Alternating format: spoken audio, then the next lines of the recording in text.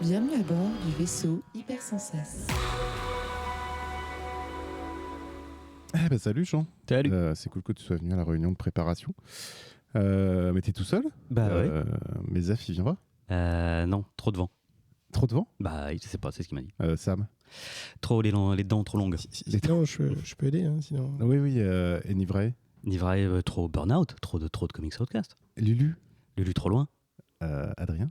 Trop papa. Ben? Non, mais sinon, je suis là. Qui ça? S'il y a besoin. Ouais. Mais Ben? Ah mais Ben trop chauve. Et Grégo? Bah pareil. Eric? Eric, non, on aimerait bien, mais non. Non, mais j'ai mon micro, je suis là. Et Lux? Trop dans la boîte. Trop dans la boîte? Oui. Bon. Tu disais? Non, mais je voudrais pas déranger, mais si vous avez besoin, je peux aider. Ouais, ok. Ouais.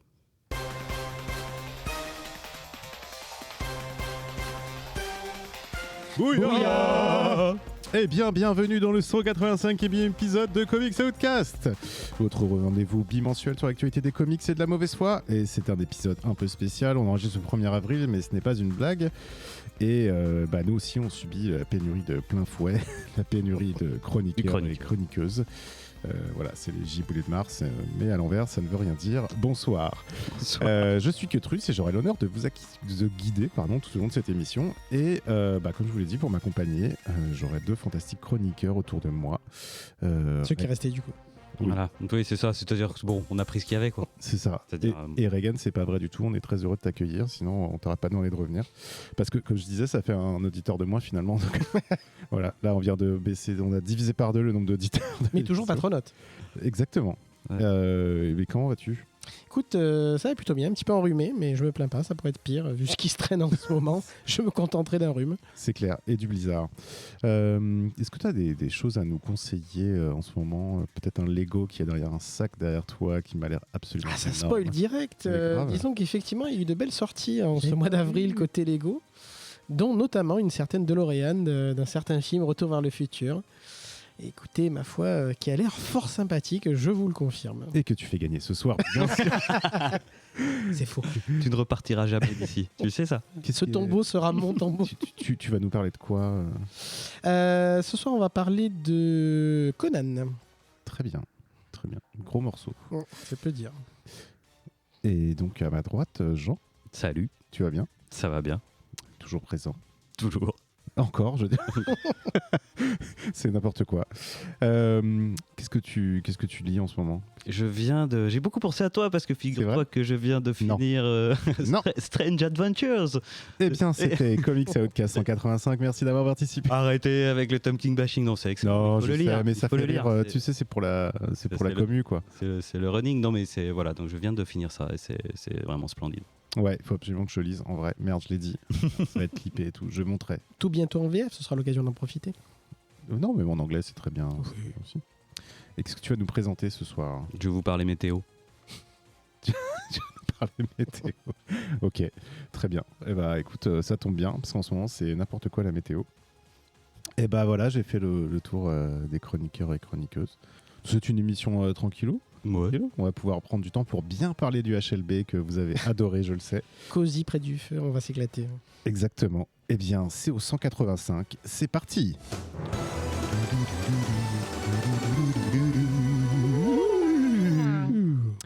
Et donc, première partie de l'émission qui est consacrée aux reviews ou revues en français. Le principe, c'est que chaque chroniqueur ou chroniqueuse lit 3 issues d'un comics qui est sorti normalement il n'y a pas très longtemps, même si parfois on déroge à la règle, et nous fait un petit résumé de l'histoire, et après on parle et on donne la parole aux autres chroniqueurs et chroniqueuses pour qu'ils nous donnent aussi leur avis. Ah, le tour de table va être très long ce soir. Hein. Ouais, c'est ça. Oui. Surtout pensez à lever la main pour pouvoir bien Pas tout distribuer ça, la parole. pas tout ça en même temps.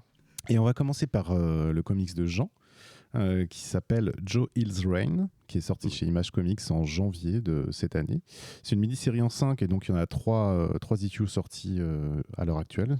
Et c'est écrit par 2 auteurs, David M. Booher et Joe Hill, et mis en couleur et dessiné par Zoé Sorogood. Qu'est-ce que tu peux nous en dire?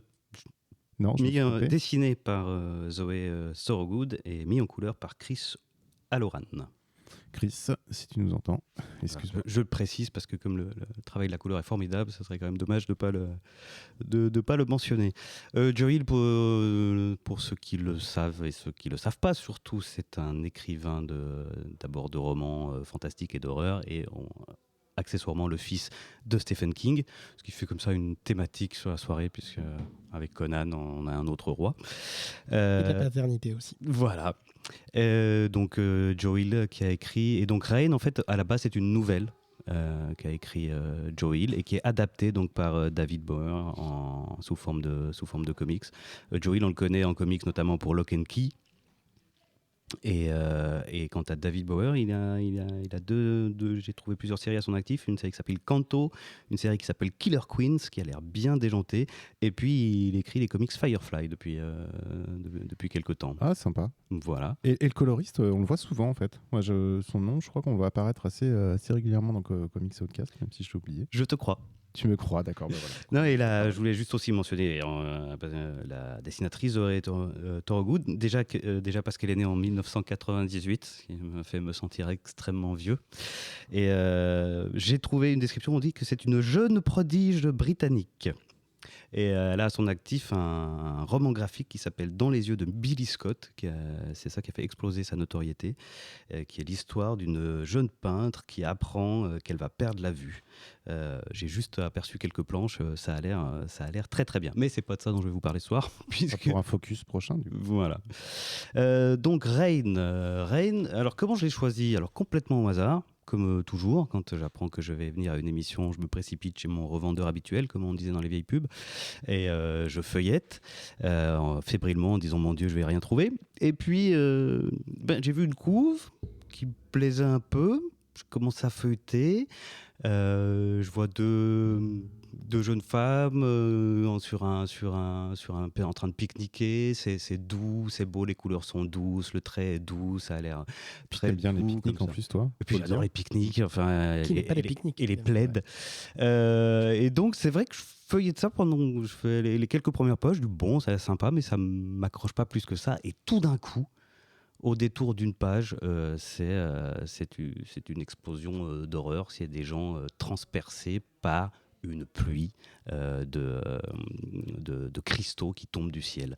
Et donc j'ai juste vu ça et je fais oula, ça vaut le coup. Et donc je me suis penché, j'ai choisi ce titre et je me suis penché dessus. Donc pour l'histoire, on a comme protagoniste principale une jeune femme qui s'appelle Honeysuckle Speck, quand même un nom couché dehors, et qui est sur le point d'emménager avec sa petite amie Yolanda.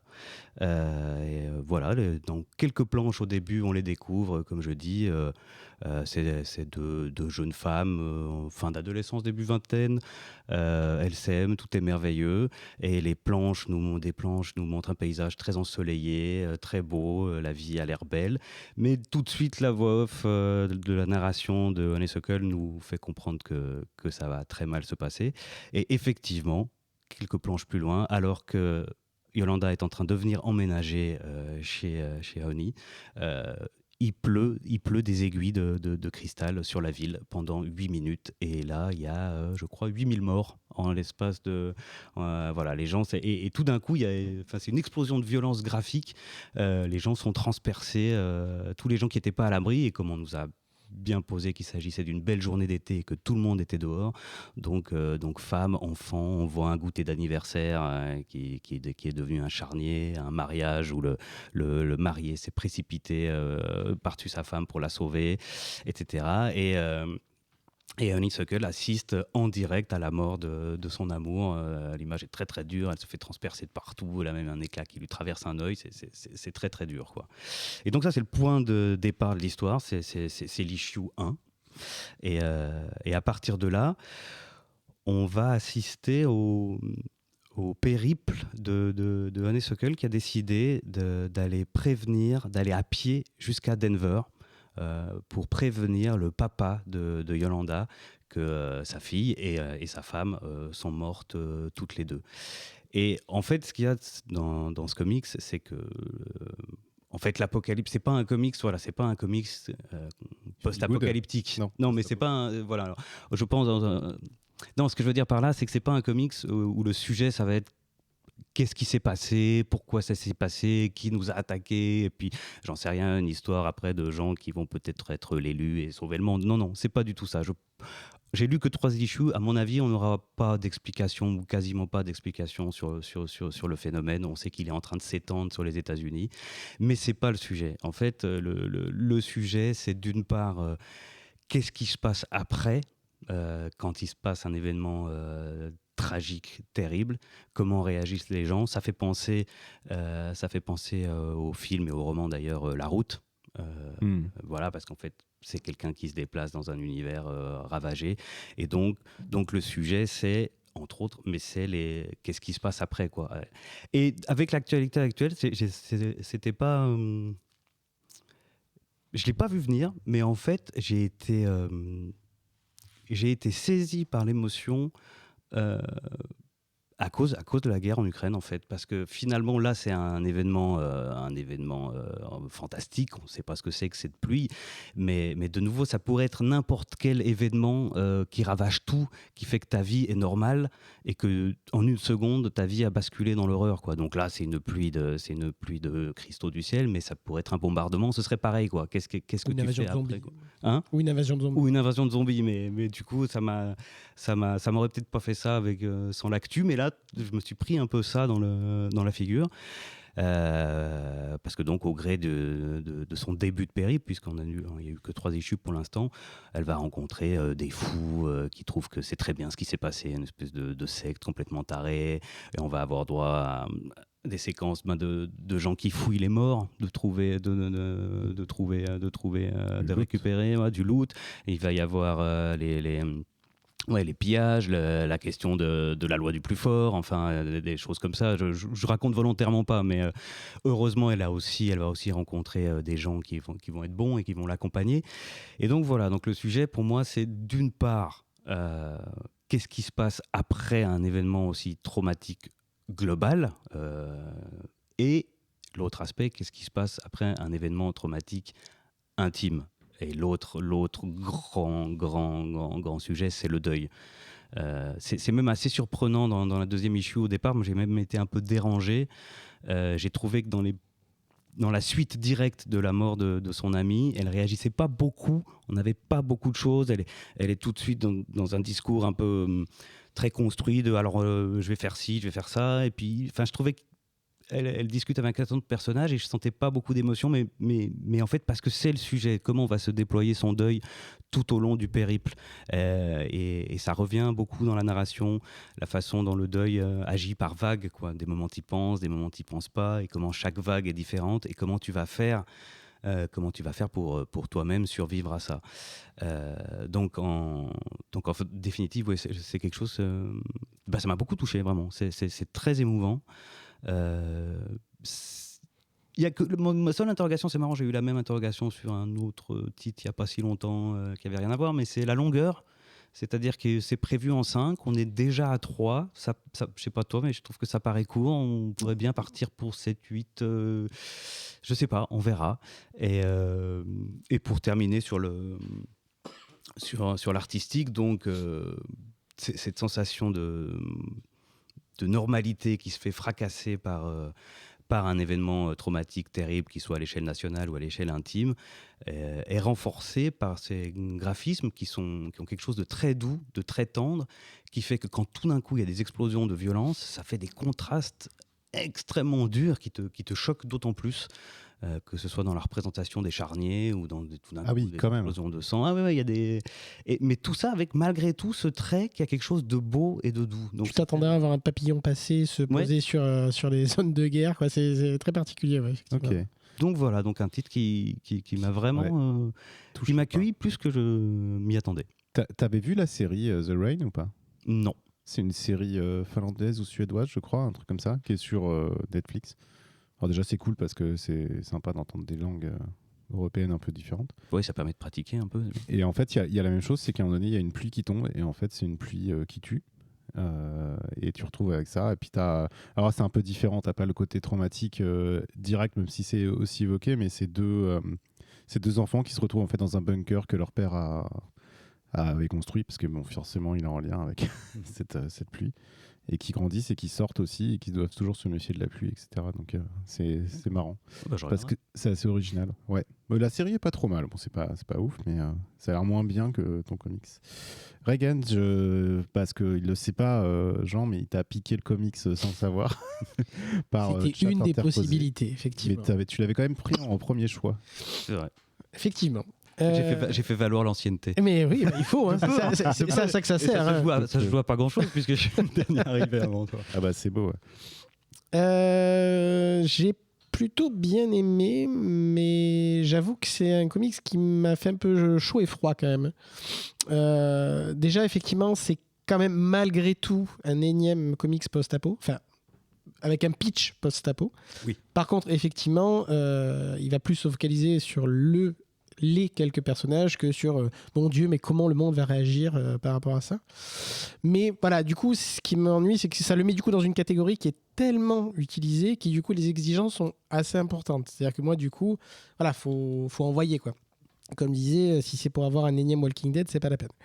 Là, pour le coup, ce que j'ai apprécié, c'est effectivement les personnages. The Grief, la partie vraiment la gestion du deuil. Pour sortir une phrase un peu bateau, mais qui exprime vraiment, je pense que ça veut dire, c'est un mort c'est une tragédie, 1000 morts c'est un chiffre. Oui. Là, c'est vraiment ce que ça veut dire dans le comics pour moi. C'est vraiment ce côté, oui, certes, il y a eu 4000, 5000, 8000, 10 000 morts peut-être, mais ce qui compte, c'est comment la personne va gérer la perte de son amour. T'as Z2E qui fait une remarque qui dit post-apo ou apo, parce que du coup, là, c'est vivre l'apocalypse, tu ne te retrouves pas forcément... Alors, c'est vrai que... C'est une apocalypse qui dure 6 minutes, mais qui tue tout le monde, quoi. D'accord. Okay. C'est vrai on dit souvent post-apo tout court, alors qu'il y a cancel apo, c'est-à-dire des histoires qui vont annuler une apocalypse imminente. Il y a post-apo, c'est-à-dire comment je reconstruis un pays, un monde, un pays, une société suite à un événement. Walking Dead, c'est du post-apo, littéralement. Et il y a le... pendant la peau ou qu'est-ce qu'on fait à l'instant T, quoi. Comment on gère ça. C'est vrai que c'est des petites variations, mais je trouve que ça reste dans la même grande famille, on va dire, du post-apo. Même si là, on est très clairement encore pendant. C'est-à-dire qu'il y a encore des pluies au début du comics. Hein. C'est pas un one-shot. C'est la première et on nous dit que ça se répand. Ouais, mais c'est vrai que tu as une différence. Regarde, tu parlais de Walking Dead, il y a Fear the Walking Dead et Walking Dead. Tout à fait. Et effectivement, c'est pas exactement le même traitement. Enfin, complètement. C'est pour ça qu'on fait souvent une généralité, mais effectivement, c'est plus ciblé. Je suis assez d'accord. Il y a quelques éléments que j'ai trouvé intéressants, notamment sur la gestion de l'information. Le comics est clairement période. Alors, c'est passé, mais il sous-entend beaucoup la période Trump. Oui. Les fake news, etc. Comment on gère ce genre d'événement dans un monde où tout est suspicieux, tout est un risque terroriste, tout est un problème de ce goût-là. C'est pas le sujet principal, mais c'est en filigrane, mais je trouve ça assez intéressant, cette approche des fake news, notamment, comme je disais, pour la partie terroriste. Je vais quand même dire un mot sur la partie graphique qui est... T'étais pas convaincu. Alors, c'est intéressant, c'est propre. C'est pas dingue. C'est propre. Non, mais ils ont bien lavé le truc. Oui, c'est pas renversant d'un point de vue graphique. Par contre, c'est touchant, effectivement, comme on disait, ce côté un peu naïf au niveau des dessins. Par contre, les backgrounds sont vendus séparément. Donc, ça m'a un peu gêné, hein, je vais pas vous mentir. Il n'y a pas de background, en gros. Hein, c'est fond uni pour tout le monde. Hein, pas de jalousie. T'es dur. Et du coup, mais ça m'a gêné parce que, justement, on n'a pas ce côté zone dévastée, du coup. Enfin, ou très, très peu au final. Je suis obligé de démentir. Ça rapproche un peu. Ça renforce peut-être l'intimité. Par contre, voilà, ça recentre sur les personnages, effectivement. Donc, voilà, j'aurais juste aimé un tout petit peu plus de background quand même. Par contre, les couleurs, effectivement, le côté très sépia, enfin très pastel, etc., rend super bien avec le reste de l'ambiance beaucoup plus sombre.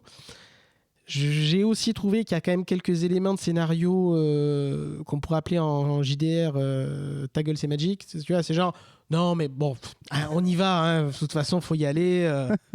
Voilà, sans spoiler notamment. On sait qu'il y a une pluie qui tue, comme tu l'as dit. On part à pied à l'autre bout de l'État. Moi, j'y vais pas, personnellement, ou en tout cas pas avec une main devant, une main derrière.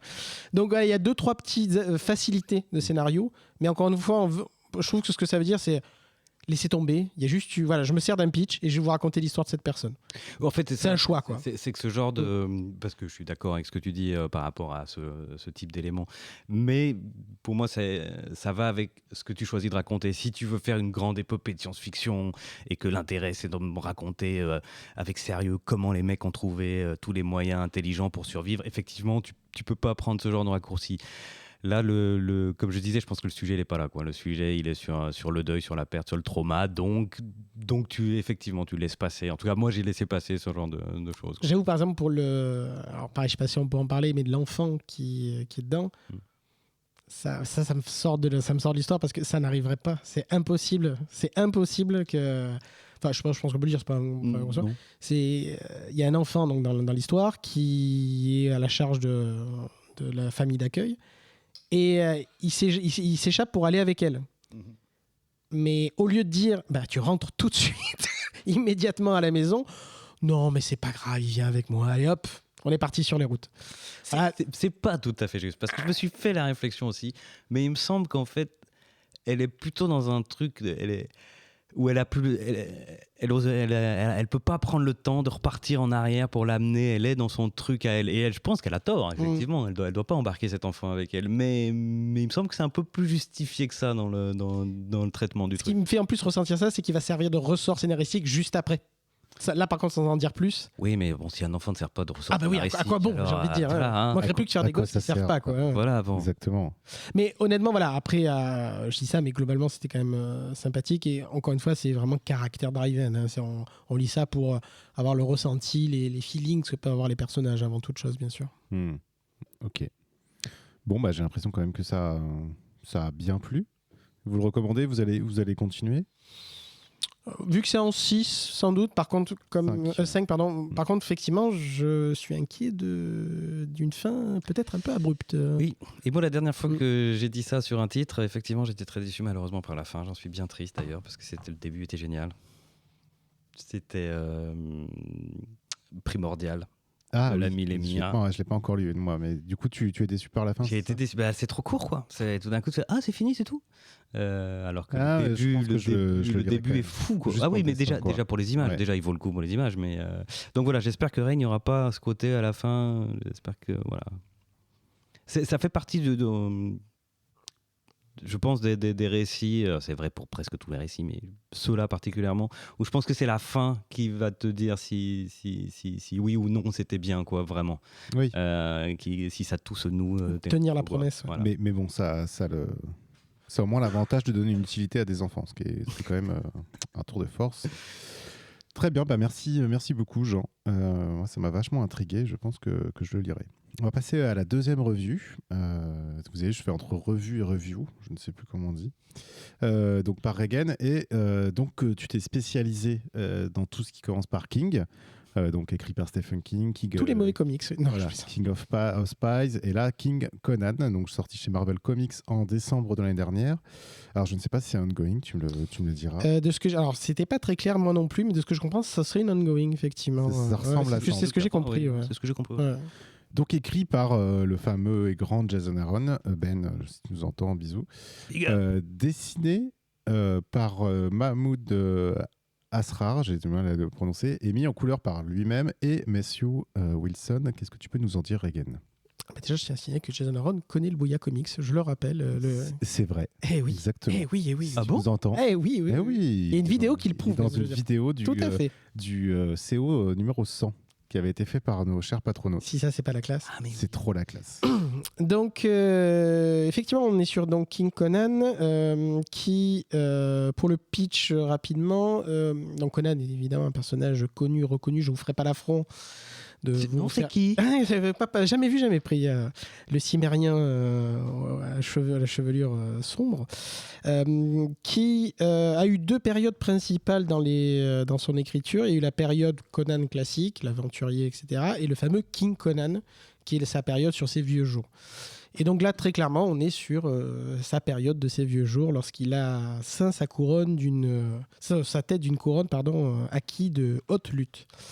Il a acquis de haute lutte la couronne d'Aquilonie. Tout à fait, c'est exact. Le problème quand on acquiert une couronne, c'est que l'aventure, il n'y en a plus beaucoup en fait. Et donc le pitch de départ, comme souvent avec Conan, c'est que il ne peut pas rester sur place. Hein, donc forcément, la couronne lui pèse énormément et il décide de se dire, bon, c'est bien gentil tout ça, mes petites aventures, là, c'est quand même, ça fait longtemps. Et donc il décide de prendre la mer pour aller aux confins du monde, découvrir encore de nouvelles terres inexplorées. Bien entendu, rien ne se passe comme prévu. Le bateau fait naufrage pour ne pas changer et il se retrouve échoué sur une île aux confins du monde, comme je disais, sur lesquels il semble y avoir surtout des cadavres et des vers de terre principalement, hein, enfin des maggots. Et donc ça semble pas bien parti pour une occupation, sauf que bien sûr, le hasard faisant bien les choses, bien étant relatif, il ne va pas se retrouver seul sur cette île, puisqu'il va se retrouver face à littéralement son ennemi juré, sa némésis, s'il en est, Thoth Amon. Alors, juste petite parenthèse sur Thoth Amon, la chose qui est très intéressante, c'est que c'est son antagoniste principal, qu'il n'a jamais rencontré en fait. C'est une particularité dans Conan, c'est que il s'est retrouvé face au complot de ce personnage, mais il s'est jamais vraiment retrouvé dessus. Donc c'est un peu l'équivalent du Docteur Doom de Conan, quoi. Et donc ce vilain sorcier serpent se retrouve en confrontation directe avec lui, mais évidemment il commence à se taper dessus, évidemment, comme il se doit. Sauf qu'ils vont vite se rendre compte que ils sont pas tout seuls sur cette île et que leurs inimitiés risquent de ne pas être le souci principal dans les heures qui vont venir pour eux. Voilà pour le pitch de départ. Donc au niveau de l'ambiance posée, ce qui est notable au niveau de la série, donc c'est la deuxième série écrite par Jason Aaron sur Conan, sachant qu'il a écrit déjà en 2019 la série Conan tout court, qui était plutôt pas mal d'ailleurs. Aussi avec Mahmoud Asrar aux intérieurs. C'était... alors je sais plus combien d'épisodes c'était, je crois que c'était beaucoup plus long, c'était en 9 ou en 10 ou en 12. Je crois qu'il y a au moins 3 TPB qui était pas mal du tout. Et donc là, il remet le couvert et il aborde une période qui est assez peu étudiée, enfin tout le monde connaît, enfin tout le monde voit l'image de Schwarzenegger assis sur son trône, voilà, évidemment. Qu'on n'a jamais vu. Et voilà, qu'on a eu un espoir d'ailleurs il y a pas longtemps pour se retrouver avec une vieille pub avec Zeus, no comment. Ça fut encore magnifique. Mais effectivement, c'est très symbolique. Cette partie de son histoire est vraiment très symbolique. Et il décide tout de suite de jouer sur le fait que, comme je disais, donc Conan ne peut pas rester sur un trône, ça n'a pas de sens en fait par rapport au personnage. Mais on va alterner entre les flashbacks, où on va voir donc qu'est-ce que ça a fait d'être devenir roi et pour en arriver là, et sa gestion donc de cette île paumée au milieu de tout. Jason Aaron qui aime bien en plus ce fonctionnement sur plusieurs époques. Tout à fait. Avec Thor. Thor, tout simplement, bien sûr, bien sûr. Et là encore, on voit qu'il gère très clairement sa copie, puisque les alternances se passent bien. Enfin, ça c'est fluide. On a beaucoup d'informations sur le passé qui sont intéressantes en plus, dont notamment le fait que Conan, comme tout père dans cette période-là, il a eu un enfant, il a eu un fils. Conan 2. Comme Z2E. Comme Z2E, ouais. C'est fou. Et donc effectivement, on va suivre un petit peu donc, ces deux périodes ou comment il va gérer cette situation. L'intrigue est plutôt efficace. Le duo connaît son taf. Hein. Enfin, on voit qu'ils se font plaisir. Il n'y a aucun souci, ça déroule. C'est assez dynamique. Il y a beaucoup de scènes de combat, d'action, on va dire plutôt. Le comics aussi est écrit manifestement pour donner la place à Mahmoud Asrar au niveau des dessins. Il y a beaucoup de splash pages, il y a énormément de splash pages, il y a assez peu de texte. Le but est vraiment de mettre en avant aussi le travail qui est excellent de Mahmoud Asrar sur le comics d'ailleurs. Tu peux expliquer aux gens qui ne connaissent pas le terme splash page. Bien sûr, c'est une double page d'un comics et souvent avec très peu de texte, il y a juste un dessin qui explose à la figure littéralement, comme Kirby savait si bien les faire. Et donc on a très souvent ce genre de pages-là, avec juste une illustration, même pas de gros frier, etc., juste une illustration et un peu de texte pour commenter la situation. Et il y en a beaucoup dans le comics sur ces 3 premières issues. Et du coup, au niveau dessin, comme je disais, Mahmoud Asrar est vraiment, mais il est au top du top. Enfin, franchement, c'est peut-être ce que j'ai préféré de ce qu'il a fait récemment. Il a un style très aquarelle encore, d'ailleurs. Il y a un côté vraiment peinture, mais pas figé. Parce qu'il y a toujours ce risque au niveau de la peinture, c'est que ça fige un peu le comics au niveau de la dynamique, ce qui n'est pas le cas. Et là, vraiment, on en prend plein les yeux. Hein. Franchement... Je trouve que l'ancrage est particulièrement impressionnant. Effectivement. Et ce qui est marrant, c'est que d'ailleurs, c'est pas crédité. D'ailleurs, j'imagine que c'est lui, mais il ne parle que... il parle que de couleurs, il parle pas d'ancrage. D'habitude, c'est précisé. Et vraiment, ça marche super bien. Et du coup, vu que l'histoire est pas au second plan, mais accompagne vraiment le dessin à proprement parler, on se fait vraiment plaisir. Par contre, ça se lit vite. Forcément, la conséquence, c'est que ça se lit relativement très vite. Mais c'est plutôt prometteur et ça donne très envie. Le dernier... Oui. Mais est-ce qu'il n'a pas voulu un peu rendre hommage à Buscema aussi un peu avec ses gros... Oui, il y a de ça.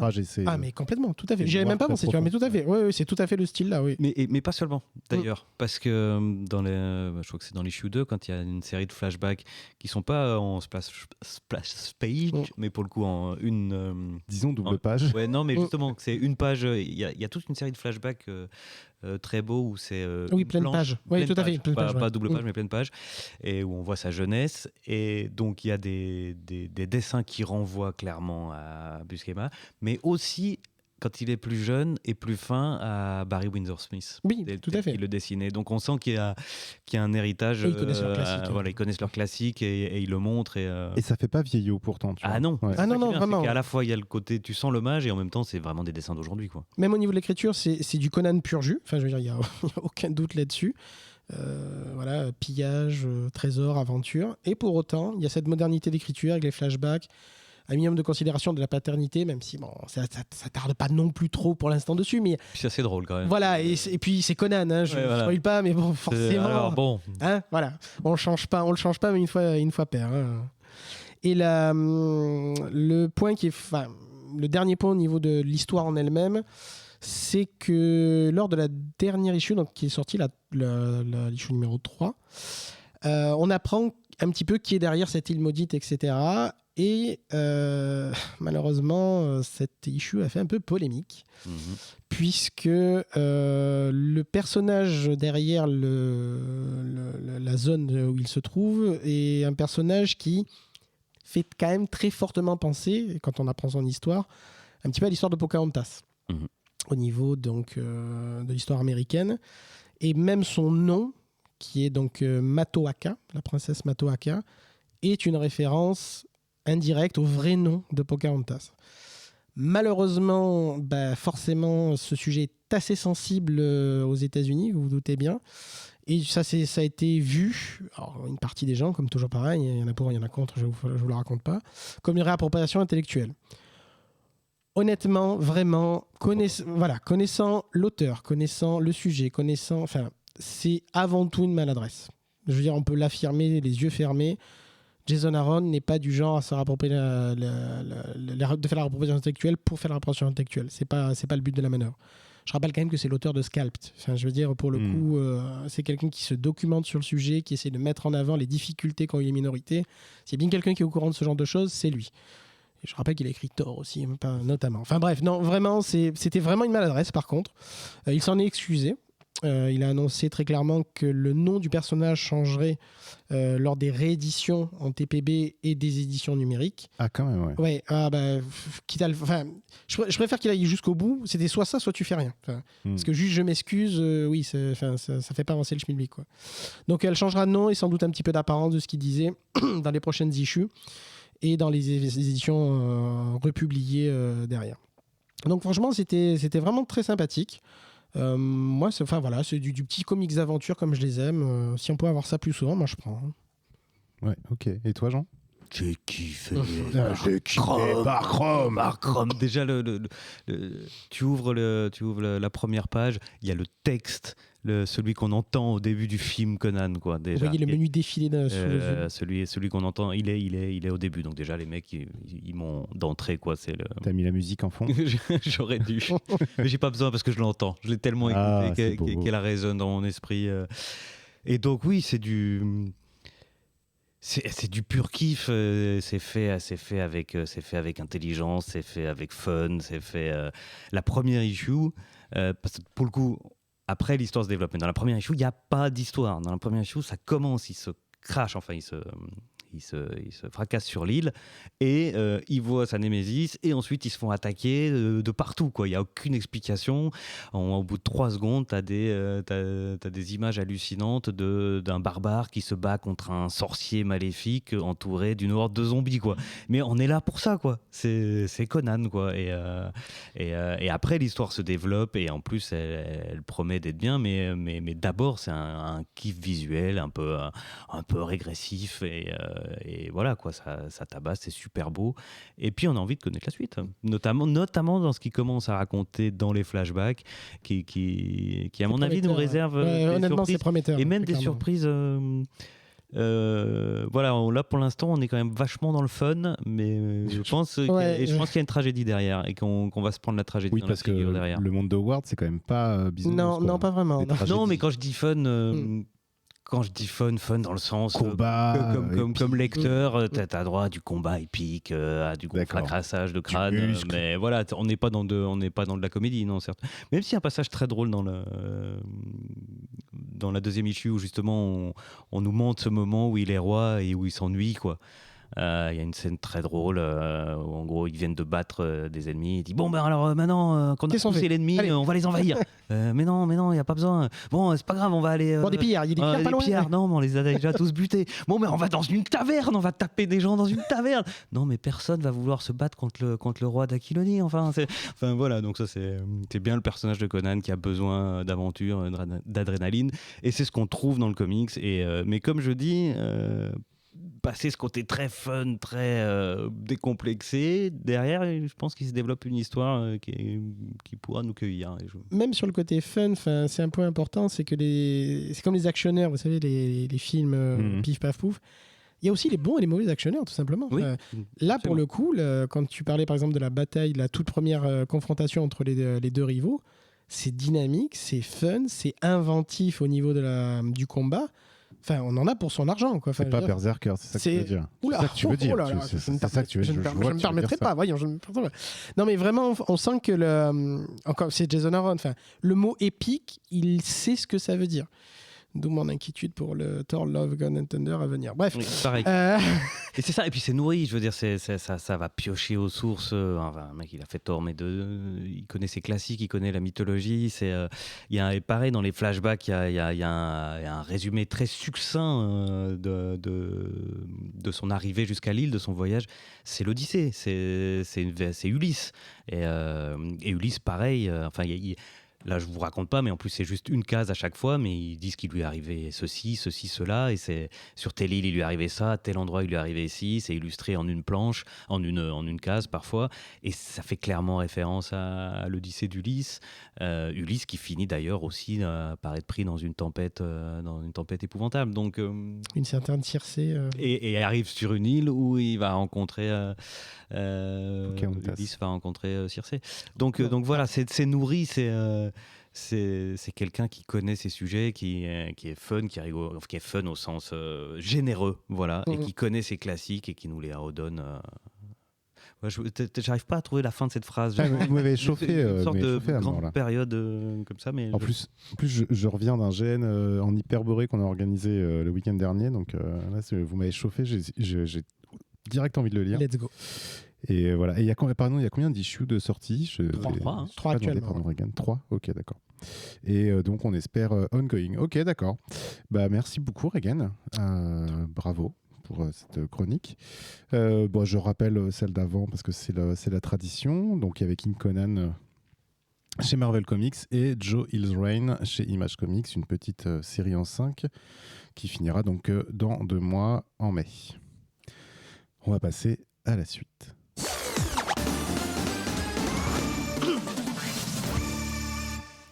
Avant d'aborder le focus de cette émission, nous sommes dans l'émission 185. Donc, qui dit 85 dit département de la Vendée. Et comme tradition oblige, j'ai obligé de vous raconter ce qu'on peut faire en Vendée. En Vendée, on peut y rencontrer Conan à Barbâtre, avoir l'air intelligent à Benney, être autrement bon à Apremont, devenir Sado à Martinet en passant par le Mazo, voir un petit Grégory à Mouilleron le Captif, observer l'Arche à Némy, faire une pause pipi à Pissotte, faire à Chantonnet, cosplayer Al Jordan à Corp, ou Mr Freeze à Givran, ou Froidfond ou à Le Givre, ou Poison Ivy à l'Épine. Bref, en Vendée, on peut concevoir son costume à La Couture, découvrir l'origine story des Wildcats à Gentooz, faire sécher des trucs aux herbiers, combattre des aliens à Sigournay, et pour finir, écrire des jeux de mots pourris sur les villes à Soulan. Voilà. Très beau cru, très beau cru. Hein. Merci. Un petit coucou à tous nos auditeurs de Vendée, on vous embrasse et voilà. Et on espère que, je sais pas, vous ne ferez pas de révolution bientôt, je ne sais pas. Je ratais, voilà, j'ai pas écrit, il faut que j'écrive mes trucs. Donc, le focus, oubliez tout de suite ce que j'ai dit. Le focus qui était proposé par Jean à l'occasion de sa sortie chez Panini. Donc, Spider-Man, la dernière chasse de Kraven. Est-ce que tu peux nous en dire un mot ? Oui, alors la dernière chasse de Kraven, Kraven Last Hunt, c'est un arc de 1987 de Spider-Man. C'était un crossover en fait entre les 3 titres de l'époque. Donc en 6 issues, c'était, je notais ça, c'était Web of Spider-Man 31 et 32, Amazing Spider-Man 293 et 94, et Peter Parker The Spectacular Spider-Man 131 et 132. Donc c'est un arc en 6 issues qui, si je vous en parle aujourd'hui, c'est d'une part parce qu'il est réédité par Panini dans leur collection anniversaire Spider-Man à 6,99 €. Il y a 10 albums, on les évoquera rapidement tout à l'heure. Mais c'est surtout parce que c'est une histoire qui m'a marqué étant enfant. J'aime bien, je parle toujours de moi et de ma jeunesse quand je viens ici finalement. C'est un comics que j'adore et que je relis très rarement parce qu'il me fait encore peur et il me met encore mal à l'aise. C'est-à-dire que j'ai gardé le malaise que j'ai eu parce que je l'ai lu. Je devais avoir entre 10 et 11 ans quand j'ai découvert, et quelque chose comme ça, 88. C'est ça, j'ai dû le lire un peu après. Donc pour moi, Spider-Man, c'était coloré, c'était mignon, c'était tout ça. Et tout d'un coup, je me suis retrouvé avec cette histoire qui est un véritable comics d'horreur, clairement, et qui va chercher ses racines là-dedans. Et d'ailleurs, j'en profite pour rectifier une petite chose, ou plutôt avouer un petit détour. Dans mon intro concernant King Spawn la dernière fois, j'avais dit que McFarlane était le premier à avoir amené Spider-Man sur les terres de l'horreur et du gore. Et en fait, c'est pas tout à fait vrai. Et je le savais en écrivant ma chronique. Et je voulais le dire, mais ma chronique était déjà beaucoup trop longue. Elle était déjà beaucoup trop longue. Donc du coup, je l'ai pas dit. Mais effectivement, avant Todd McFarlane, il y a cette histoire de J.M. de Mathéis et Mike Zeck au dessin. Et d'ailleurs, cette histoire très noire, elle a suffisamment marqué McFarlane, puisque le premier arc du Spider-Man de McFarlane s'inscrit dans le prolongement direct de cette histoire. On est la suite, il en reprend les thèmes, il en fait une suite à sa façon. Donc voilà, rétablit la vérité sur qui le premier a fait un comics d'horreur avec Spider-Man. Ce sont donc l'auteur JM. Tiens, je sais pas, j'ai un Jean-Marc ? Non, c'est une bonne question. Jean-Marc. J'ai toujours dit JM de Mathéis. Oui, moi aussi, je réalise JM de Mathéis et Jean-Marc serait cocasse. Mais... et Mike Zeck. C'est un véritable comics d'horreur que je vais vous raconter. Quasiment en entier, mais parce que d'abord ça a 30 ans, donc au bout de 30 ans on a quand même un peu le droit de spoiler. Alerte. Que ça a été publié à l'époque chez Comics USA avec pour titre, spoiler alerte, La mort du chasseur. D'ailleurs à l'époque je les ai amenés, on peut faire une photo, la collection d'époque. Donc c'est 6 issues à l'époque, ils les ont sortis en 3 tomes, quand même, les mecs ils savaient rentabiliser. Déjà à l'époque. Mais enfin, ils sont très beaux et je suis très heureux. Avec des couves qui donnent le ton, quoi. Mais la couve de Spider-Man qui sort de sa tombe, elle est mythique. Elle est ultra mythique. Le comics a été écrit pour cette cover de toute façon. On en parlera après. D'accord. On en parlera après. Donc comme je disais, je vais vous le raconter presque, pas dans le détail, mais plus ou moins en entier, dans la mesure où, donc, d'une part, ça a 30 ans, et d'autre part, ce qui compte, c'est pas tellement ce que ça raconte que la façon dont c'est raconté. Donc, l'histoire, on découvre un Spider-Man, c'est la période, c'est important, mais c'est un détail, c'est la période où il avait son costume noir. C'est important de le noter puisque ça va avec l'ambiance générale, qui n'était plus déjà le symbiote de Venom, mais il l'avait remplacé par un costume noir normal. Donc on le découvre, il est déboussolé et traumatisé en fait par la mort de son ami Ned Leeds, qui est arrivé juste avant. Il est en proie au doute, il est en proie à l'angoisse, et il va être confronté à un Kraven qui littéralement est devenu fou. J'avais noté à moitié fou là, mais en fait non, il est devenu fou. Un Kraven vieillissant. On apprend qu'en fait il vit depuis le début du XXe siècle et qu'il a prolongé sa vie artificiellement grâce à des herbes, des sortilèges et autres, et qu'il est fatigué.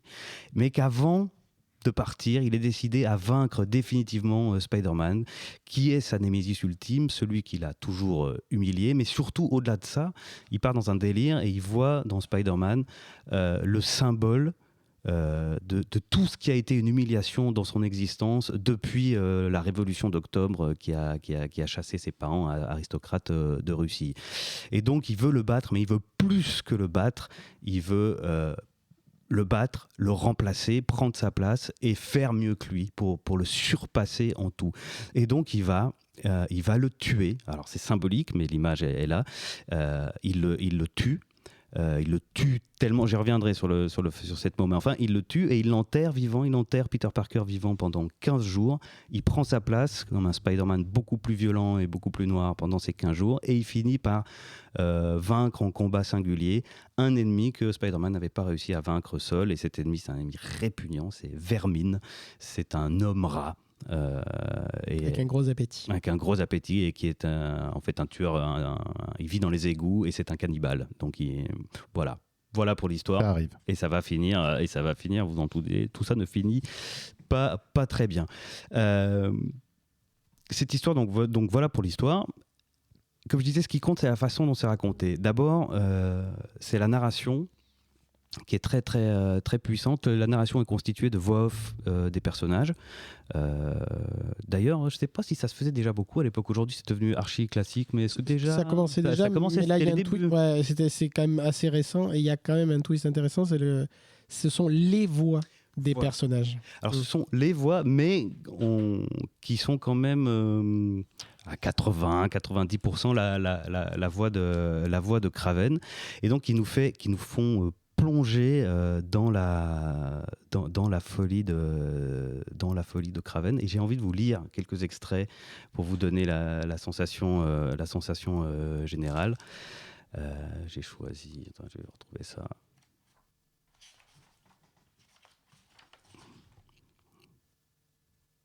Voilà, alors un extrait de la narration. Il parle... j'ai perdu la page. Ah, c'est bien, sans montage. Allez, c'est parti. On dit que ma mère était folle. Une femme de haute naissance, au cœur tendre, chassée de la Russie par les Trotsky et autres Lénine, plongée brutalement dans une Amérique de misère, de pauvreté et de crasse, et enfin enfermée dans une bête, piégée, insultée, terrifiée.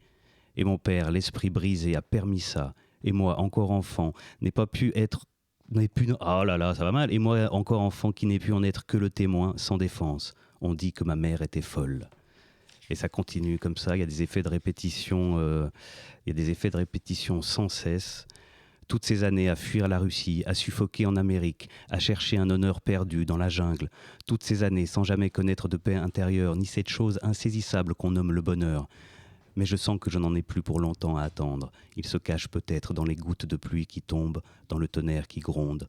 La paix, le calme, le bonheur, une fin, enfin. Et il tisse comme ça... Rigole pas. Non, ça rigole pas. Il tisse comme ça des effets de répétition tout au long. Il utilise un poème très célèbre de William Blake, un auteur qui est né en 1757 et mort en 1827. Un poème très célèbre qui commence par les mots Tiger, Tiger, mais qu'il a ici remplacé par Spider, Spider. Et c'est donc, je vous lis la première strophe. Spider, Spider, à l'ardent éclat au sein des forêts de la nuit, quel bras ou quel œil immortel a pu former ta symétrie. Et ça revient en permanence. Et ça crée un effet de tissage thématique qui revient, et la symétrie est au cœur, c'est pas pour rien, le mec qui travaille, la symétrie est au cœur des thématiques. Le miroir entre Kraven et Spider-Man, puisqu'ils vont à un moment donné être identiques, ils ont le même costume, le fait que l'un veut prendre la place de l'autre, et toutes les voix off, alors celle de Kraven, mais toutes celles qu'on entend sont focalisées sur les questions d'identité. Kraven se définit, je suis le chasseur, je suis la bête, je suis l'homme, et ensuite je veux être l'araignée, je veux être le Spider. Spider-Man, dès la première fois qu'on le voit, il s'interroge sur mais Spider-Man en fait c'est rien, en fait il n'existe pas Spider-Man, moi je suis Peter Parker. Et le troisième protagoniste important qui est Vermin, lui il a perdu toute humanité, il essaye de se rappeler qu'il a été un homme, qui il était, et donc cette narration que je trouve vraiment bien écrite, plutôt bien traduite, je ne sais pas si c'est la même traduction. Oui, la traduction était correcte. Alors je ne sais pas s'ils ont gardé la même dans l'édition de Panini. Pour avoir relu la VO justement, honnêtement c'est correct. Bon après, il y a peu de... C'est pas un langage soutenu. Les mots sont simples, mais la poésie est gardée, je trouve. Oui, d'accord. Et donc, d'une part, on a donc ces thématiques sur l'identité, sur la symétrie, et tout ça baigne dans une ambiance fantastique. Et j'insiste sur le mot fantastique dans les vieilles catégories littéraires entre science-fiction et fantastique, où en gros, en science-fiction, l'idée c'est qu'on peut faire ce qu'on veut, mais qu'on nous donne une explication. On invente une explication, alors qu'en fantastique, on ne cherche pas forcément à nous donner une explication. Et il fait ce choix-là, par exemple. Comme je disais, il tue Spider-Man. On le voit lui tirer au fusil à bout portant, et ensuite il l'enterre pendant 2 semaines, et Peter Parker ressort. Et on n'a aucune explication. On nous dit vaguement, oui, il m'a sûrement pas tiré dessus avec une balle, ça devait être autre chose, mais c'est tout. On rentre pas dans une explication de type, oui, alors je t'ai inoculé un produit qui a ralenti ton métabolisme. Non, c'est pas ça. Parce que symboliquement, on a besoin qu'il le tue vraiment, et que Peter Parker ressuscite vraiment. Et pareil, il y a la façon dont Kraven rentre en communication, semble rentrer dans l'esprit de Peter, semble rentrer en communication quasi télépathique avec le personnage de Vermin. Tout ça n'est pas expliqué et participe d'une sensation de malaise, d'étrangeté, et alors qui est superbement soutenu par les dessins. Les dessins sont le trait, la mise en page, le trait de tech, il est classique aujourd'hui, mais pour les classiques qui fonctionnent, il est quand même très dynamique, extrêmement dynamique, et surtout, je veux absolument citer la couleur d'un monsieur qui s'appelle Bob McLeod, qui en plus d'être vraisemblablement immortel, fait un travail formidable. On est dans des couleurs, il y a une grosse prédominance de mauve et de violet et de vert qui rappellent vraiment les couleurs des comics d'horreur, des EC Comics à l'ancienne, il se trouve que je suis en train de les lire en ce moment, le tombeau de Dracula des années 70 que je suis en train de relire. C'est exactement les mêmes tonalités de couleurs. Très saturé.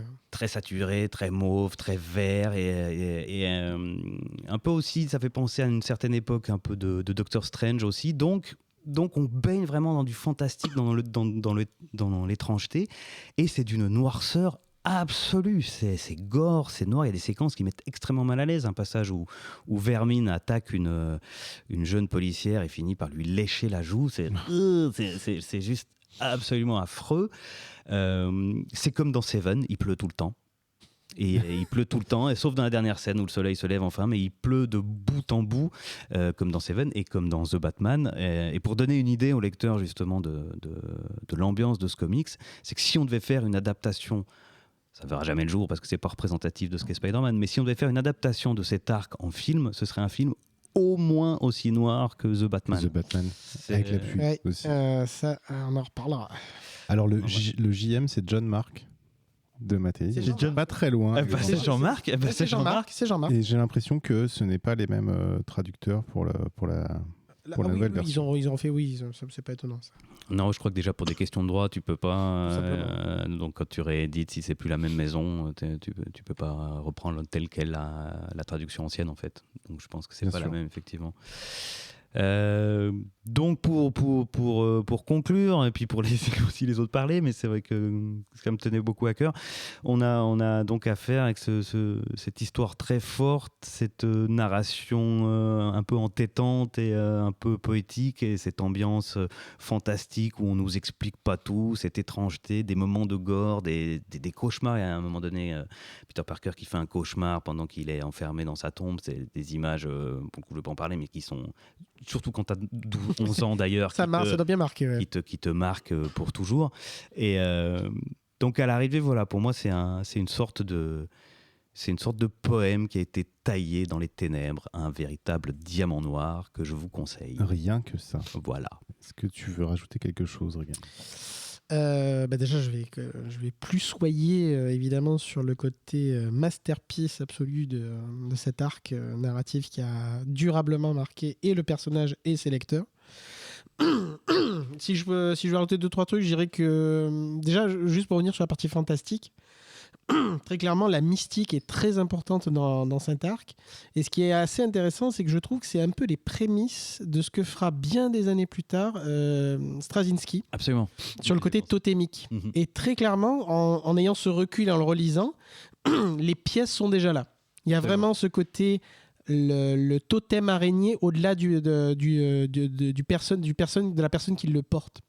Et tout y est, hein. Franchement, c'est frappant. C'est vraiment frappant en le relisant. La mise en page, effectivement, le rythme, les battements de la mise en page avec notamment un procédé qui reviendra plusieurs fois par la suite, mais ce côté, avoir une petite case en bas qui joue un tempo sur un élément particulier du scénario avant de tomber derrière. Et franchement, c'est une masterclass à tous les étages. Quand tu parles de ces cases, notamment dans le premier numéro, c'est là où ça fonctionne le mieux. C'est vraiment marquant. Ouais, c'est vraiment marquant. La symétrie, bien sûr, à tous les étages. Hein. Pour la partie aussi gore, au-delà du gore, il y a même des scènes vraiment frappantes. Enfin, comme tu disais, je pense que le spoil aujourd'hui, hein, ça peut aller vu l'ancienneté. Kraven, sur la fin, se suicide. Mm-hmm. Et c'est pas sous-entendu. C'est explicite. C'est pas rien quand même. Ah non, encore une fois, comme tu le dis, alors, certes, les lecteurs de comics déjà à l'époque avaient été plus des grands ados que des jeunes enfants, mais toute la noirceur, la lourdeur du comics, qu'il faut aussi penser à Weapon X d'ailleurs, ce côté vraiment désespéré, sans issue pour aucun des personnages d'ailleurs, c'est pesant, c'est vraiment pesant, et c'était vraiment étonnant de se dire qu'on... Quelle année tu as dit que c'était déjà ? C'est 87, 88. 87, enfin, je veux dire, lire ça aujourd'hui et voir que ça n'a pas pris une ride de modernité en termes de sujet, de narration, etc., c'est vraiment, ça fait plaisir. Ça fait vraiment plaisir. Quoi. Puis pour les vieux lecteurs comme nous, Kraven, il a beau être ressuscité et remort 18 fois depuis, on s'en fout. La mort de Kraven, elle est là et c'est tout, quoi. Pour la petite anecdote, juste, j'avais vu ça en recompulsant un petit peu le comics. J.M. Matisse avait eu cette idée il y a déjà longtemps, effectivement, d'enterrer vivant un héros pour qu'il se retrouve à s'extirper de sa tombe. C'est pour ça que je disais que la page du comics était littéralement le pitch qu'avait fait J.M. de Mathéis. Le problème, c'est qu'il avait pitché ça à Marvel dans un premier temps avec Wonder Man et son frère. Marvel n'était pas très chaud, sans plus. Il avait proposé côté DC pour avoir un Batman avec le Joker, avec un Batman enfermé. DC a dit non plus. Et finalement, il est revenu vers Marvel pour reproposer encore. Et donc, ce qui est marrant, c'est que c'est cette image-là, et c'est pas pour rien que c'est la plus marquante, c'est une des images les plus marquantes de l'histoire de Spider-Man, c'est que c'est bien cette image-là qui a donné tout le récit derrière, en fait. Ok, je savais pas. Et il a récupéré effectivement Kraven parce que, comme d'autres auteurs avant lui, Alan Moore, etc., quand c'est des personnages entre guillemets de seconde zone, parce que Kraven n'avait pas fait grand chose objectivement, c'était un personnage secondaire, ben, ils ont carte libre, ils font ce qu'ils veulent avec le personnage. C'est pour ça d'ailleurs qu'il a cette fin là, c'est qu'ils peuvent vraiment l'écrire comme ils l'entendent, donc la partie un peu folie, la partie mystique, la partie mort aussi derrière. Donc c'est pas pour rien qu'il a choisi Kraven aussi, c'est que c'est un personnage où il a pu faire ce qu'il a voulu, très clairement. À noter aussi que donc, c'était en continuité, hein, c'était des épisodes qui suivaient parmi toute l'intrigue globale, sauf que c'est écrit de manière à se lire seul. C'est-à-dire que vraiment, Ah oui, oui. Il n'y a pas de problème, parce que des fois, il y a des histoires comme par exemple la mort du Captain Gwen Stacy. C'est une tranche de Spider-Man. Là, c'est quasiment autocontenu. Vous pouvez y aller les yeux fermés, n'avoir rien lu avant ou ne rien lire après. Il n'y aura aucun problème. Ouais, tu fais bien de le préciser, ouais. Il n'y a aucun problème. Non, moi, je l'ai revu. Il m'a re-scotché, il m'a remis les frissons, il m'a...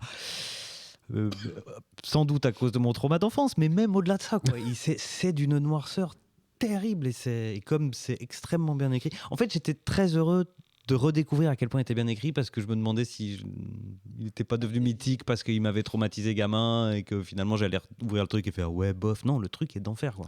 C'est toujours l'angoisse quand on revoit un dessin animé qu'on a vu enfant en se disant c'était génial et en voyant qu'en fait c'était complètement nul. Ouais, ce n'est pas le cas. Alors, mais en tout cas, c'est pas le cas pour celui-là. Tout à fait. Effectivement. Oui, donc un grand classique, La mort du chasseur. Merci de nous l'avoir proposé, Jean. C'est vrai qu'on devrait faire ça un peu plus souvent parce qu'en plus, c'est pas forcément des gros. Tu disais c'était 6 issues et il y a pas mal de choses comme ça. Tu vois, je pense aussi par exemple à Electra. Complètement. Daredevil, qu'on pourrait faire, qui sont des grands classiques. Et, mais moi, pour sortir des vieilleries quand vous voulez, et puis à mon avis, Reagan. Et bah écoute, ouais, un petit Fromel aussi, pourquoi pas. Plus difficile d'accès, mais excellent tout autant. Ouais. Et donc disponible effectivement dans la collection qui est toute récente, comme il le disait, donc allez-y.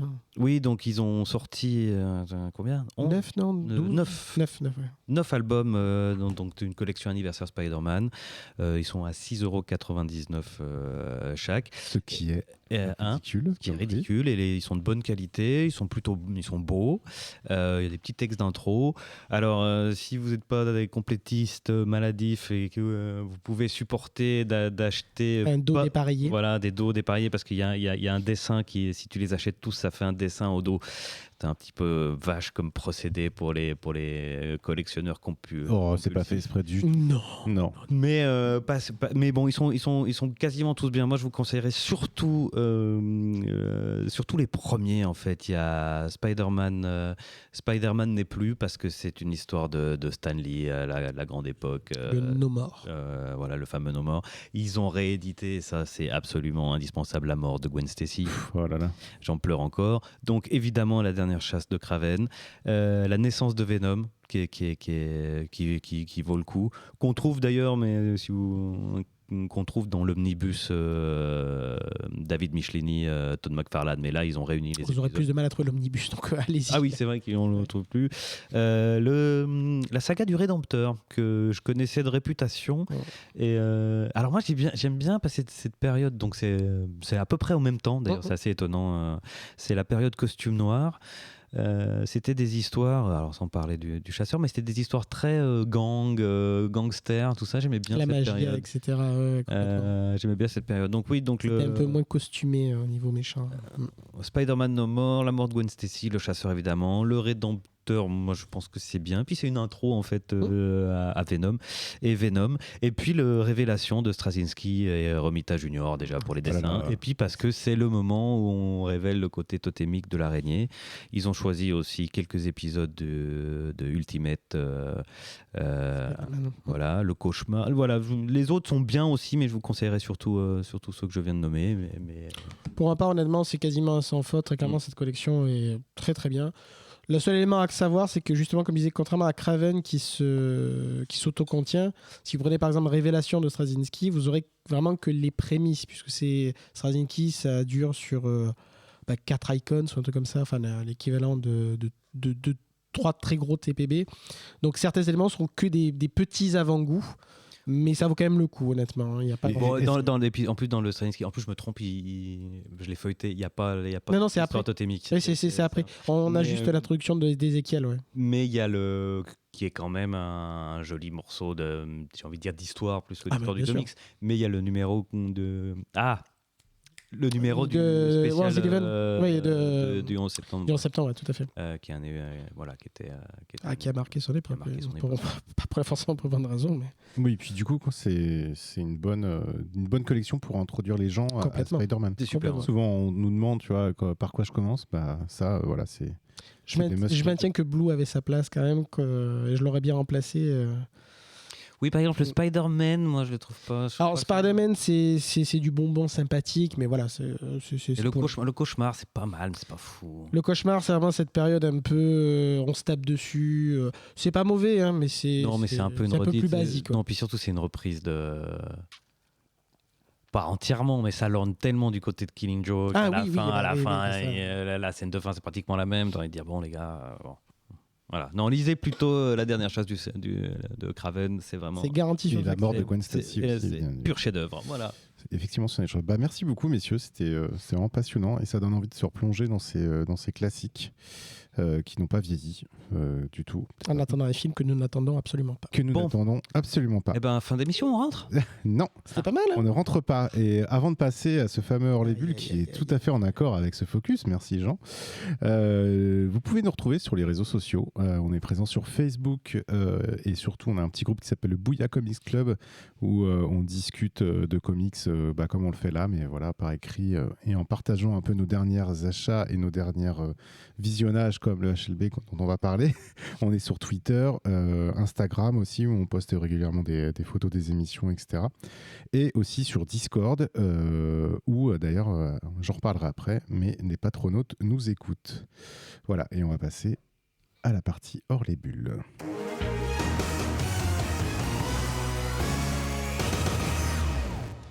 Donc le hors les bulles, c'est une partie de l'émission où on va parler en fait tout ce qui sort du comics classique, en tout cas des récits, c'est-à-dire que souvent ça va être au niveau des films, ça va être des films, des séries, des expositions, des artbooks aussi, ça nous est arrivé, des rétrospectives, etc. Et aujourd'hui... C'est Moon Knight, forcément. Enfin, c'est la semaine de la sortie. C'est Moon Knight, du coup. Ouais, non. C'est la semaine de la sortie, non? Exactement, c'est Ouais, Moon voilà. Knight. Non, alors ça commence pareil. Ah. Mais donc c'est le film Morbius. Aïe. Alors, on a été obligé de le voir, on est vraiment obligé d'en parler. Oui, on est obligé d'en parler, c'est comme ça, Aïe, c'est dans aïe, votre aïe, contrat. aïe. Déjà, vous me coûtez assez cher en centimètres. Ce de chroniqueur. bizutage infini. 2,30 € le centimètre de chroniqueur, ça fait, je vous imagine pas. Pognon de dingue, Ça en fait des comme on dit. centimètres. Donc c'est un film qui vient de sortir, en fait, qui est dans la continuité des films Sony. Et surtout, ce film devait sortir en 2020, en août 2020. Et puis il a été reporté, etc., etc., etc. Et puis finalement, il sort dans le MCU. Et d'ailleurs... Non. Non. Ah bah alors, quelque part, si. Ouais. Oui, mais non. Parce qu'il y a le vautour. Oui, Mais non, oui, d'accord. mais non. Oui, mais non. On en parlera. Très bien, on en parlera. Voilà, réalisé par Daniel Espinosa. On y retrouve Jared Leto. Je me suis pas trompé, c'est ça? Oui, Jared Leto dans le rôle de Morbius. Malheureusement, oui. Voilà, et je sais pas si vous avez parlé de Morbius, mais du coup, Morbius, c'est un des personnages, un personnage un peu secondaire, un anti-héros, qui est apparu dans le Spider-Man 101, donc en 1971. Le vampire vivant. Le vampire vivant, etc. Et qui est créé par, je vais quand même le dire, Roy Thomas et le dessinateur Jill Kane. Voilà, et je vous laisse dire du bien de ce film et de nous faire un petit synopsis comme vous avez bien le fait. La seule chose, c'est une catastrophe ce film. De toute façon, on a décidé. Oh, ouais. Non, mais commence pas comme ça. Fais un résumé, fais croire aux gens, fais les rêver. Spoiler alert. En fait, on va appliquer, sachez-le, le même traitement qu'on a appliqué à Venom 2. C'est-à-dire qu'on va spoiler le film en entier. De toute façon, le film est tellement Pour votre vide. bien. Hein. Ouais. Le film est tellement vide que même en le spoilant, il n'y a pas grand-chose Oui, mais à il est dire. court. Il est court. Il fait quand même ça, je me 1h50, suis fait la hein. réflexion après. Dieu merci. Oui, Dieu merci. Mais c'est... C'est des vampires. Non, mais ce que je veux dire, c'est que, enfin, moi, j'ai beaucoup parlé. Je vais laisser la parole à Reagan. Mais Ce piège. mais je Le tiens salaud, quand même le à salaud. dire, mais je tiens quand même à dire que je me sens la mission sacrée d'empêcher les gens d'aller voir ce film, parce qu'il faut que les studios arrêtent de faire ce genre de film. Mais on va perdre notre subvention. Et il faut Sony. pour ça que les gens n'aillent pas les voir. Et comme ça, ils se diront tiens, peut-être on va engager des scénaristes. Et Mais il y en a, ils ont même un nom et tout. Il y a des scénaristes. Hein. écoute, tu vois, ça y est, je suis parti. Mais ce que Il y je en veux a dire, c'est beaucoup. que ça m'a rappelé mes insomnies. Parce que Point de départ. voilà. Parce que quand tu fais une insomnie, c'est très bien montré au début de Fight Club. T'as des insomnies cool où en fait t'es en pleine forme. Tu vas pouvoir lire, travailler, regarder un bon film, etc. Mais en fait l'insomnie la plupart du temps non. Tu dors pas et t'es complètement comme un zombie et tu peux rien faire. Tu tournes. Voilà. Et tu tournes et t'es un zombie, tu sais pas où tu es. Je te dis, ils en parlent très bien dans Fight Club, juste avant la naissance de Tyler Durden. Je sais pas si je vous propose un Et si on club. juillet plutôt Voilà. ça, non? Ça Hein serait bien, Fight Club. On pourrait parler de Fight Club plutôt, non? Mais bref, quand je suis dans cet état-là, je fais les fonds de catalogue des plateformes et je regarde des gros nanars de série B, de science-fiction. Et à ce moment-là, dans cet état-là, je m'en fous parce que et ça me va bien de regarder un truc comme ça. Et ben Morbius, je pense qu'il va rentrer dans ma liste de mes films d'insomnie. Il y a rien. Voilà, débrouille-toi, Ariane. Que c'est cadeau, c'est Il y offert. a rien. Déjà, petit problème, je n'ai pas vu Venom 2. Moi non plus. Ce n'est pas prévu d'ailleurs. Et Morbius n'était pas prévu à la base. Mais Moi, bon, je l'ai résumé sans en l'avoir vu. je pense que tu as eu très bien le résumé.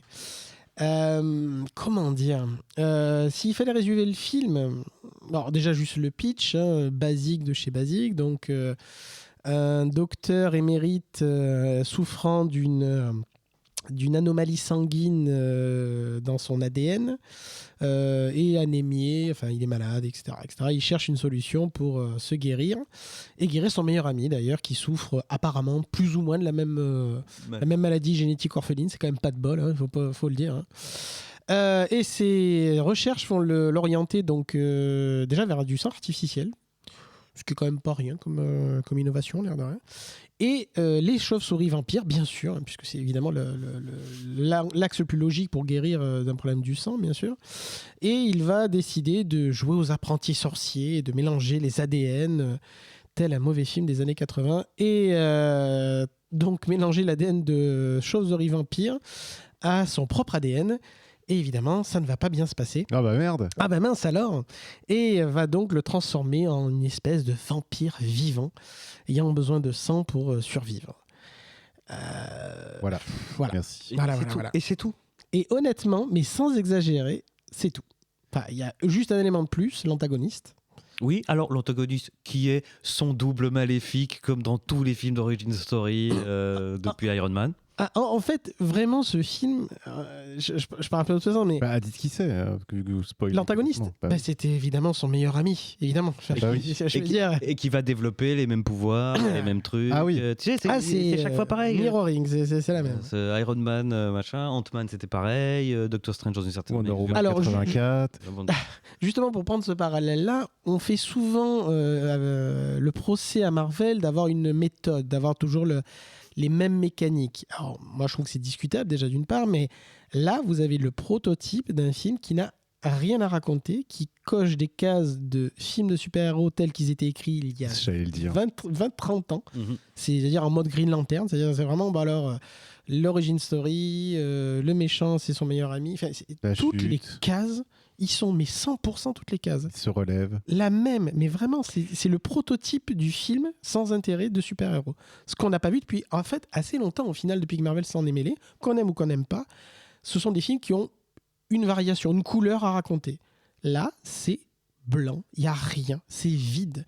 Et c'est pour ça que je pense d'ailleurs même que c'est moins pire, entre guillemets, que Venom, puisque de ce que j'ai compris, Venom 2 tentait quelque chose et se rate lamentablement. Avec des poules, apparemment. Voilà, là, ça n'essaye rien. Enfin, il y a, honnêtement, sans exagérer, il y a quasiment rien à raconter.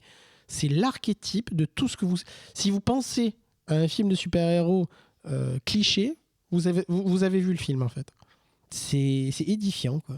En fait, c'est tellement générique, c'est tellement le niveau zéro.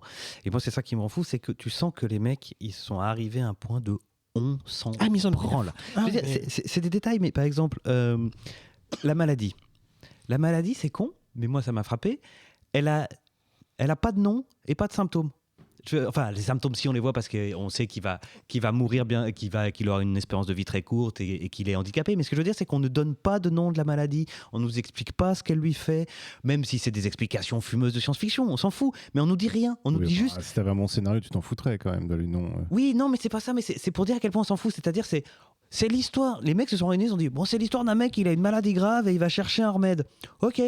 Et puis on fait ça, puis on n'essaye même pas de dire c'est quoi la maladie, il a une maladie grave. En plus, elles existent, ces maladies. Mais il y avait le choix, hein. C'est pas le choix qui manquait. Hein. Et il y a ça. Ensuite, les pouvoirs. Déjà le personnage de BD, déjà, c'est pas le meilleur personnage de BD qui soit, mais il est à cheval sur le mystique et le pas mystique, puisqu'il est devenu vampire. Il est devenu vampire, mais pour des raisons scientifiques, donc rien à voir avec la mystique, etc. Et là, dans le film, pareil, donc on nous a pas expliqué la maladie, on nous explique rien sur ses pouvoirs, c'est-à-dire le côté je mélange de l'ADN et donc je vais développer, comme si c'était une chauve-souris vampire, la soif du sang. Ok, je vais développer une Super Wii façon chauve-souris. Ok, très bien. Mais après, pourquoi il peut voler alors qu'il n'a pas d'aile? Pourquoi il est suivi par une brume? C'est un cochon. Pourquoi il est suivi par une brume qui renvoie aux Seul images effet visuel correct d'ailleurs, soit alors, dit en passé. qui est assez jolie, mais qui n'a aucun sens, parce que c'est une brume mystique comme celle du vampire mystique, du Dracula qui peut se changer en... Sauf qu'on nous dit que non, c'est pas du tout un vampire mystique. Donc, en fait, les mecs, ils s'en foutent. Ah ouais, c'est un vampire, on va le faire le coup de la brume, ça claque. Est-ce qu'il dort les pieds en l'air? Non, mais il y a Juste 2-3 scènes où on le montre à l'envers pour dire C'est une chauve-souris. vous avez vu quand même et non seulement ça n'essaye rien, mais en plus, mais ils ont bien aimé Daredevil, là, on va leur mettre 2-3 petits effets comme ça, des colocations, ça va leur plaire. Mais gratuit, mais d'une gratuité. Oui, en plus, il le fait. Mais total. Ça sert à rien. Total. Tu fais bien le marchand de Poncy. Ah bah c'est Allez, vous reprendrez bien un petit coup d'école. c'est vraiment, comme tu le dis, il y a ce côté. Bah pourquoi on va se faire chier? Franchement, de toute façon, ils vont y aller. De toute façon, Mais les c'est gens ça. qui regardent Voilà, les mais comics, c'est des C'est cons. pour ça qu'il faut pas y aller. Ce film est vraiment d'un cynisme absolu. En fait, ils ont raté tout ce qui s'est passé avec le MCU, même chez DC et tout ça, quoi. En fait, Mais c'est surtout qu'ils veulent profiter, tel un vampire se collant tel une sangsue. Là, il y a une vraie mise en abîme. Ah oui, là, il y a c'est du beau, là. travail. Elle est belle, là. Quand sur une affiche on écrit la nouvelle légende Marvel, La légende. n'est-ce pas? Enfin, ok, non mais arrête le forcing. Je veux dire, non, tu n'es pas dans le MCU. On va en parler d'ailleurs tout à l'heure. Arrête. Même le générique est générique. Si. Quand je disais là. Si. Mais si. On va- Il y a Michael on va- Non, on va en parler. On va en parler. Michael Keaton. On arrive, On va en parler. Mais juste pour finir sur le rien, je trouve que le générique, le vrai générique, symbolise à lui tout seul ce rien, on s'en fout et on fait rien. C'est-à-dire, on est habitué maintenant dans le MCU à des génériques de fin qui claquent. La première partie de générique, c'est toujours un truc très graphique, super beau, qui reprend les thèmes du film. Et il y en a certains qui sont vraiment très très beaux, que ce soit les génériques d'Avengers, des Captain America.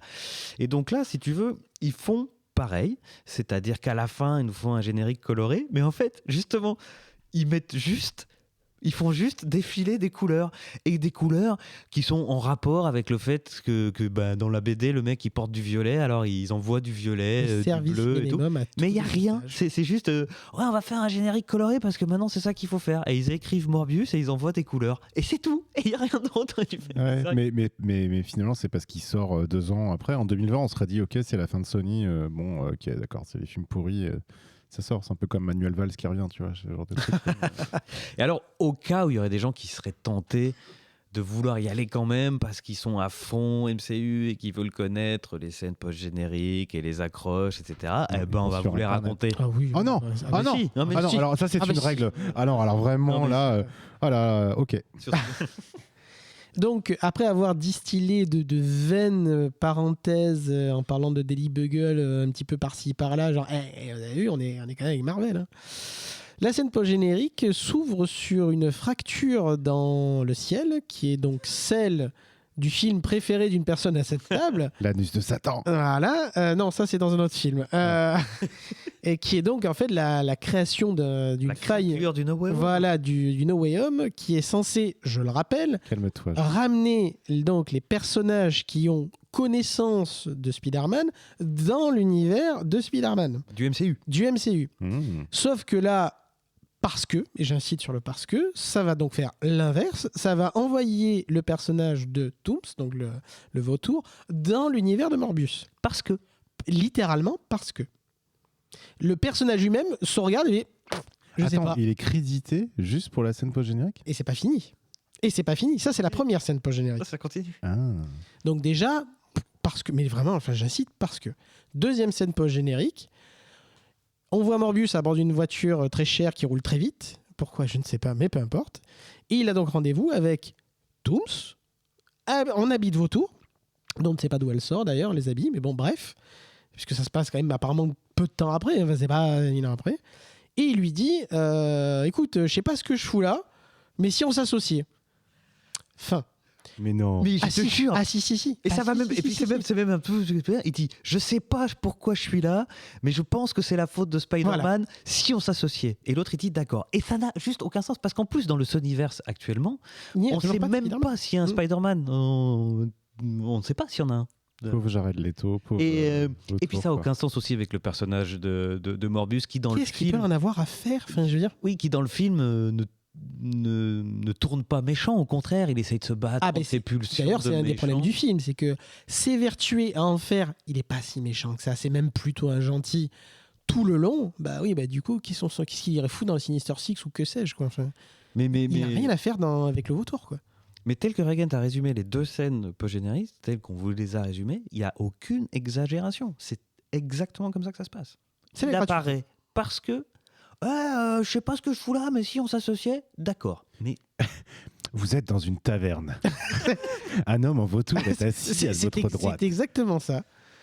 Il a fait un échec critique, hein, manifestement. Ça, je vois qu'aucune autre Non, c'est explication. juste qu'il a envie de jouer, quoi. Tu vois, c'est ça. En fait. Ah, c'est RP, ouais, c'est sûr. Ah, et pauvre Jared Leto et pauvre Michael Ouh, Keaton, j'irai pas quoi. verser une larme non plus. Mais par Oui. contre, pauvre Michael Keaton, parce que honnêtement, un des personnages les plus comme souvent. du MCU, ils l'ont Voilà, éjecté. les méchants du MCU sont en général quand même assez intéressants. Ouais. Ils ont juste tendance à les tuer. La scène dans le taxi ou la voiture, là. Voilà, meilleure scène. ils ont refourgué à C'est ça. Sony. Bah, écoute, tant pis. Ah, parce qu'ils font ça dans la voiture aussi. Non, il est pas dans la voiture. C'est juste pour dire que Michael Keaton, maintenant, il est dans du coup côté Sony du coup maintenant.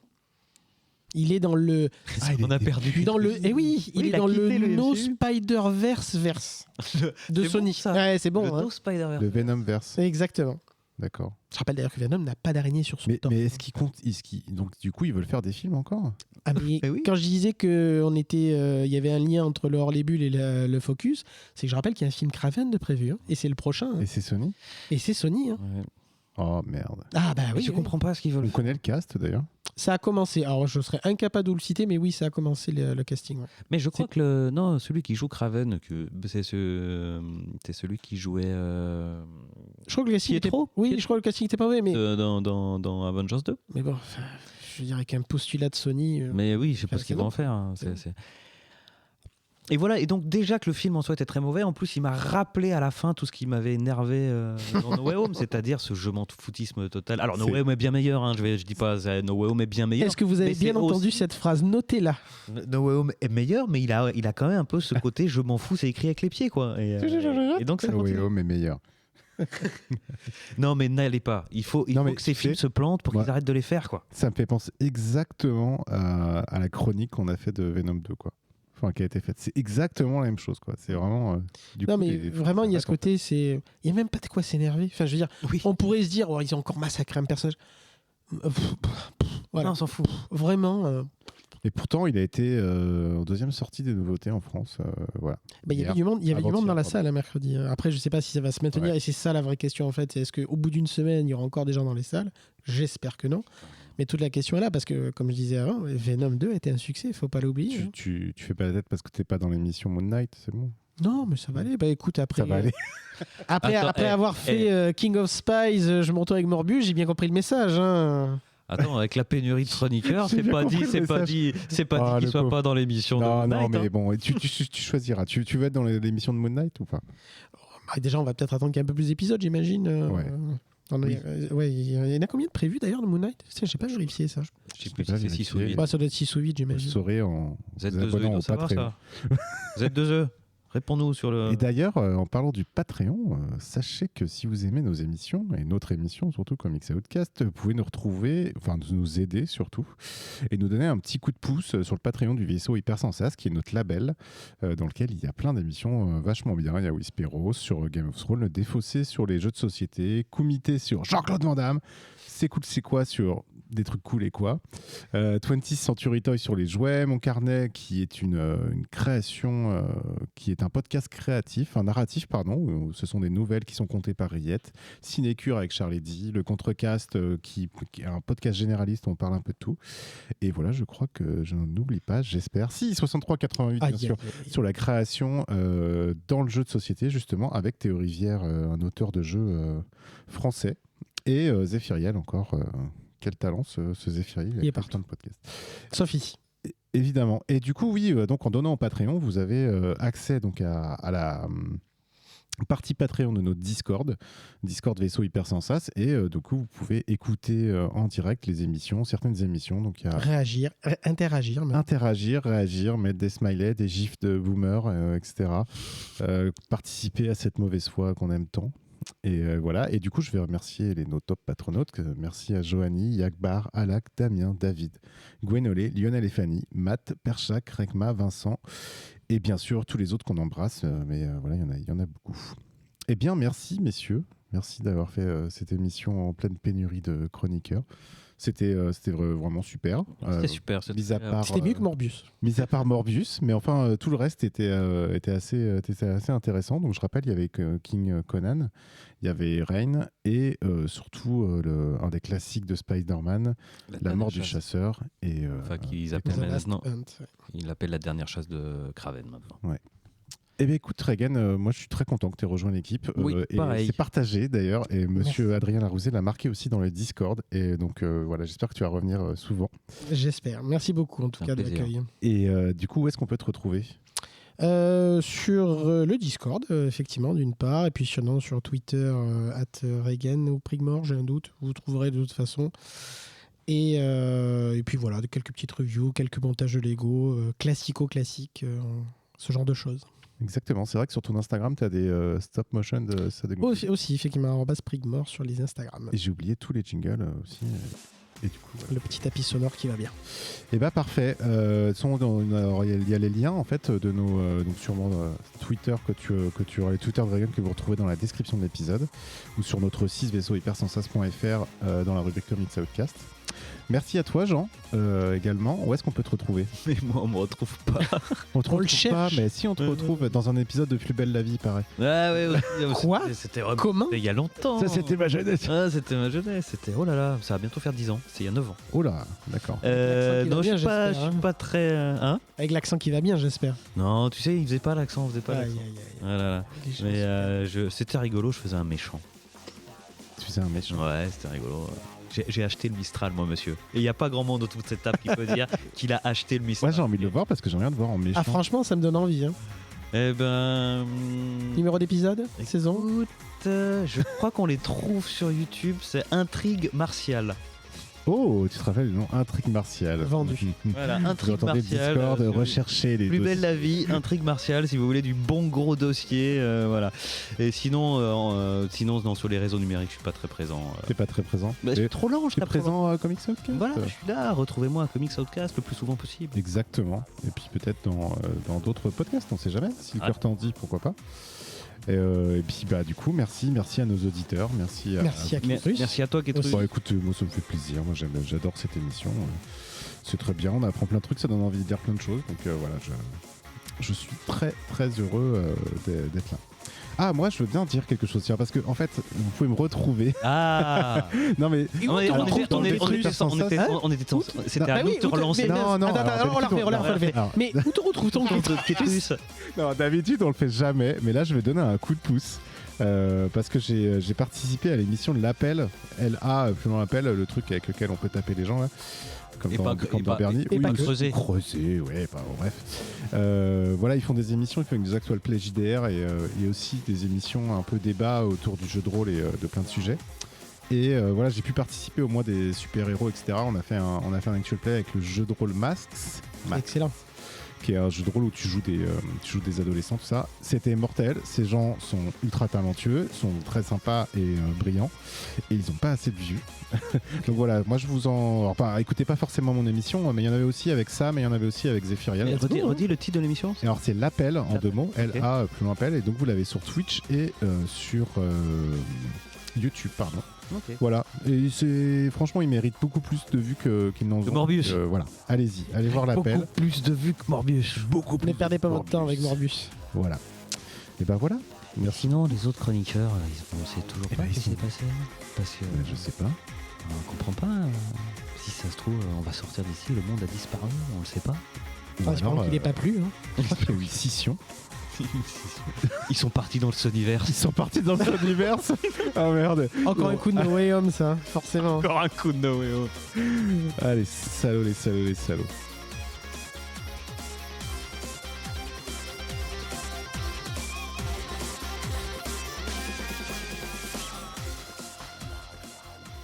Allez pas voir Morbius.